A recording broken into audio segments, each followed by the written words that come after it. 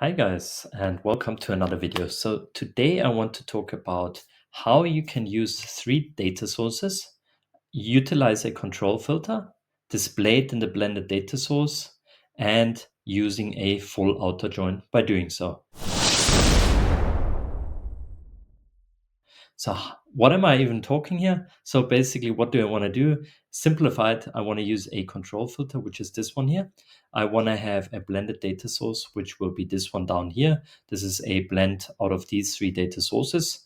And I want to display the data that I want to display. For example, a specific account name, like let's say Sports Club Oxford. I want to filter here and I want to display this down here.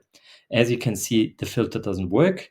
This is a common problem across Looker Studio. That's also the reason why I created a video where I'm showing it on two data sources. In that case, I have been looking at Google and Meta. But there was a comment on one of my videos and somebody asked if this actually also works for three data sources. I thought I'm just going to go straight ahead and create a video on that because it might be a good recap for me anyway, and also for other listeners that are actually not interested in just two data sources, but three, four, or five. And I want to prove the case as well that it's actually possible. Okay. All of that just in a sec. Okay, cool. So what are we going to do? We are going to go through the process, how I did it in the two data sources, so you really understand it step by step. Okay. So first of all, we will need to add a calculated field to each of these data sources, which will have a common key. The common key will be the field ID, and we will call it blended source. So we are going to go into here, add a calculated field. And as you can see here already, I created this already. It's named Google source. So you basically just have to build it on your end. Google source, blended source is the field ID, and then you're using your account name or whatever the dimension is that you want to filter on. We finish this. We do the same for the meta table. We will also go into here. We will look at the meta source. As you can see, meta source, and it's also using the field ID blended source, exactly how it's used in Google, and the account name. And the same thing also will happen for the LinkedIn table, of course. We will have LinkedIn source, and the blended source is the field ID and account name, because we want to get our blended data to be filtered by account names. So this is the common key that we will be using. Okay, so let's have a look at that. So this is basically the first step, that we get the data in there, the Google source, the meta source, the LinkedIn source. Second step is we have to ensure that this filter here actually uses a coalesce function for those three new data sources or field IDs or calculated fields basically that I created. So we go into here, we want to make sure that this account name filter actually uses exactly this coalesce function here. It needs to be, so I can retype it once more, coalesce. We open the bracket, and then we will say the first one is the Google. Please be really cautious in terms of which tables you are using, so you always have the same sequence, otherwise you get confused yourself. So this one is the Google source. Then we will add a comma, meta source, and then another comma and LinkedIn source, right? We will apply this. And as you can see, it breaks. Okay, it shouldn't actually, there's something wrong. Somehow I didn't save it correctly. That sometimes happened to me before. So let's do this again. So we have the Google source. Sounds like we are cooking soup. Meta source. And we need this comma, of course, and the LinkedIn source and a closing bracket. Okay, let's apply it once again. Okay, now it worked. Down here, we will need to do the same thing. You will add a account name, new again, and you will also use a coalesce function, Google source, meta source, LinkedIn source, right? I'm just going to refresh this real quickly because I want to 100% be sure that actually this calculated field is not breaking, because I had that before. Okay, let's just look into it. Google, Meta, and LinkedIn. Okay, all good. So that was step 2. Step 3. We will go into each of these data sources and we will put them to hide, right? So we will hide the Google source. let's look at that. You got the 3 dots here, hide it, which will of course break this filter here. Add a field, add a calculated field. We will meta source 3 dots, hide, finish. LinkedIn, add a field, add a calculated field. Always the same stuff, right? All fields, LinkedIn source 3 dots, hide, finish. Okay, it basically is removed for all of them now. You can also check that here because we can't display them here anymore, right? They have vanished. It's vanished. And it's vanished. Okay, cool. So this is basically step 3. So now, what are we going to look at? Step 4. We will look into this coalesce function that we have built in step 2. That's why I said we have to build it here. And we will look into the structure of that. We will copy this. I will again actually insert a text field in here so we can actually see that, what I'm typing here. Where's my wonderful text field? Tick box, not here. Where's the text? Down here. Okay, let's add this in here. Okay, we got all the data in here from the coalesce function. What we will remove is the first part, the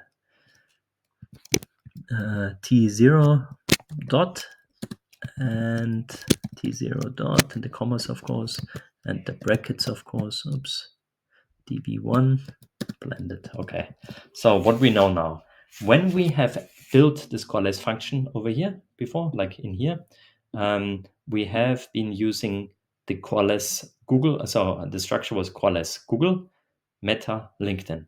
So down here we know now that this first one is relating to the Google, the second one is relating to the Meta, and the third one is relating to LinkedIn. Okay, I keep it very structured, so I'm not getting confused myself. Okay, so what do we have to do next? So this was 4th step, right? So now step 5. We will go into the respective data sources again, and we will build some new calculated fields. Okay, in this case, we have to build 3. When you have 2 data sources, you just need 2. Okay, so let's add a field again, add a calculated field. So we're in the Google table now.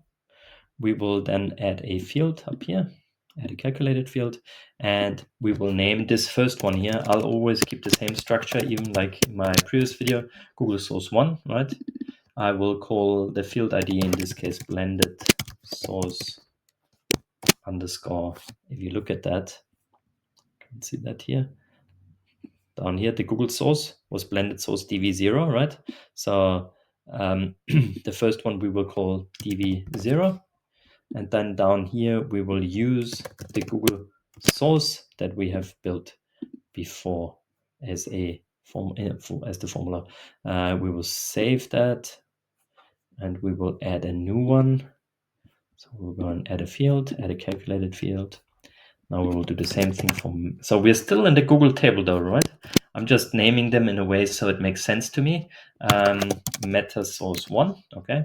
And then in here, we will use the blended source again, underscore dv. And if you look back in here again, we have meta blended source dv1. So we will use dv1, okay. And then down here, we will use the Google source, this one here. Okay, is that all correct? Yeah, should be fine. Save all fields. We'll go back and we will add another field, add another calculated field. And that's basically the only difference from 2 tables to 3 tables. We will add another one. In this case, we will add the LinkedIn source 1. And then we have the blended source underscore dv2. We know that as well from over here, right? LinkedIn is the blended source dv2. Okay, and we will add that as well. Okay, and down here we have the Google source again. Okay, LinkedIn source, yeah, that should be all fine. We will save that, finish that. So this one is done. Meta, basically same thing. Add a field, go into our fields again, and adding a new calculated field. We will call these ones. So we will go through the process again, Google source 1. This name doesn't really matter too much. You can name it as you like, but I'm doing it in the structured way. You could name it differently, blended blended source, right? That's how we called it. dv0 is again the Google source. And then we have down here, not the Google, but the meta source. Yep, so dv0 was the Google source, so that's fine. Save that. Okay, go back here, add another field, calculated field. This one will be the meta source 1. This will be field ID blended source dv1, and this will be the meta source, correct? Save that, and we'll build one more, which will be the LinkedIn source 1, and we will call this one blended source dv2, and this is the meta source again. So this one actually never changes because we're on the meta table, right? So okay, finished. So this one should be fine. And then for the LinkedIn side of things, we go into the LinkedIn, add a calculated field. We will add a field in here. So for the LinkedIn, we will also call it Google source 1. We will name this blended source dv0, right? We know that, and this should be LinkedIn source. Save it. Add another field, add a calculated field. So basically just repetition here, right? Meta source 1, right? And then we have our blended source, which is dv1 for the meta. And then we have our LinkedIn source. Save. And then one more, add a field, add a calculated field. We will have our LinkedIn source 1. Source 1. And this will be the blended source dv2, as again in this sheet, right? We can see blended source dv2. So we always have to keep the same naming convention, otherwise it will not work. LinkedIn source. Okay, cool. Save this, finish this. So in essence, let me just think. Let's reload that and see if the filter comes back on and works now. I still hid the other ones, I think. Still hiding them. So let's just go in here, add a field, calculated field. So step 6, I guess, unhide this here, right? Show this again, finish this, add a field, add a calculated field, meta source, show, finish, then also go into that calculated field. Maybe the filter comes back on again, let's see. Show, once we finish here. Yep, filter comes back. That's a good sign, of course. So as you can see here now, the filter functionality, or it appeared again, right? It wasn't there before. So if we filter now, fingers crossed. Oh, that's not like that, right? Hopefully it works. Yes, good, right? And now we are filtering across 3 data sources. Of course, down here in the cost data, you will still need to do some adaptations. For example, use a if null function, like I did here. Like, you want to display the entirety of the data to make sure if there's no line in there and it's kind of like if null, like an error almost, right? Then what we're saying is if there's a null, if there's an error in the cost of this table here, then display a 0, because error, you can't how do you call it, like add together an arrow with a 5, right? So you need to make it a 0 first to add it together. So that's what you have to do. So it's basically just the if null function cost, if null spend table 2, comma 0, plus if null spend table 3, comma 0, right? That's it. And yeah, and I guess that explains that blending data sources across 3 data sources like Google, Meta, and LinkedIn also works with this trick. And I hope that answers your question. I can't remember the exact name of you, but this video is just for you and other people that might use it and need it. But yeah, I hope that was good. And yeah, all the best. Keep watching, keep learning.